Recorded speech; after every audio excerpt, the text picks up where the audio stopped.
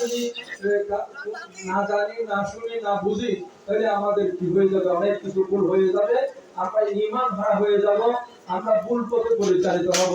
তাই এই ভুল পথ থেকে বাঁচার জন্য, এই শয়তানের ধোঁকা থেকে বাঁচার জন্য, মুনাফিকদের ষড়যন্ত্র থেকে বাঁচার জন্য আমাদেরকে অবশ্যই এই মাহফিলগুলোর মধ্যে থাকতে হবে, অংশগ্রহণ করতে হবে, শরীর শামিল হতে হবে, নয়তোবা আমরা ঈমান রক্ষা করতে পারবো না।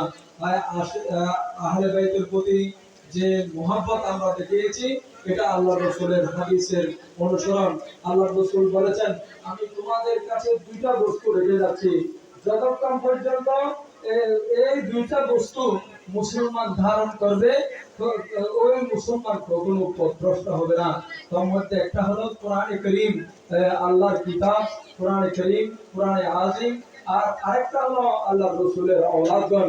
কিয়ামত পর্যন্ত আল্লাহর রাসূলের আওলাদগণকে যদি আমরা ধরে থাকি, তাহলে আমরা কেউ পথভ্রষ্ট হব না। তাই এবং এমন একটা বর্ণনা আমি পেয়েছি যে যতদিন পর্যন্ত আওলাদের রাসূলের পৃথিবীর মধ্যে থাকবে, ততদিন পর্যন্ত কিয়ামত অনুষ্ঠিত হবে না। বলুন সুবহানাল্লাহ। তাই আমরা সেই আল্লাহর রাসূলের হাদিস অনুসরণ করে আওলাদের রাসূলের মহব্বত এবং আওলাদের রাসূলের দামানের মধ্যে আমরা থাকব ইনশাআল্লাহ। এভাবে আমরা ঈমান ইসলাম রক্ষা করব। এবং এই এলাকার যে সকল ব্যক্তি টাকা দিয়ে পয়সা দিয়ে অংশগ্রহণ করেছেন, তার সকলের হাজাত আল্লাহ পূরণ করুন। এবং আমাদের এই এলাকার মুরব্বীরা যারা মৃত্যুবরণ করেছে, কবরের বাসিন্দা হয়ে গেছেন, আল্লাহ তাদের গুনাহ মাফ করুন, তাদের দারজাতকে বুলন্দ করে দিন। এবং আমাদের সম্মানিত যিনি প্রধান অতিথি এতক্ষণ পর্যন্ত কোরআন ও হাদিসের আলোকে আলোচনা করেছেন, আমাদের মানে 1 বছর জুনিয়র, মানে কাছাকাছি পেয়েছি আমরা। তাই ওনাদের সাথে আমাদের কাছাকাছি মাদ্রাসায় ছিলাম, এবং সুন্নিয়তের ময়দানে যে খেদমত উনি আঞ্জাম দিয়ে যাচ্ছেন, যেটা আমাদের দ্বারা সম্ভব হচ্ছে না, একমাত্র ওনাদের মাধ্যমে হচ্ছে। আল্লাহ রাব্বুল আলামিন ওনার এই খেদমতকে আরো বেশি বেশি করার আল্লাহ তৌফিক দান করুন।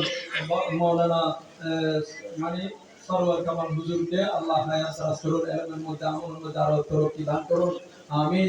এবং আমাদের যে সকল ভাইয়েরা কষ্ট করেছেন, খুরশেদ থেকে শুরু করে প্রত্যেকের কষ্ট আল্লাহ সার্থক করুন।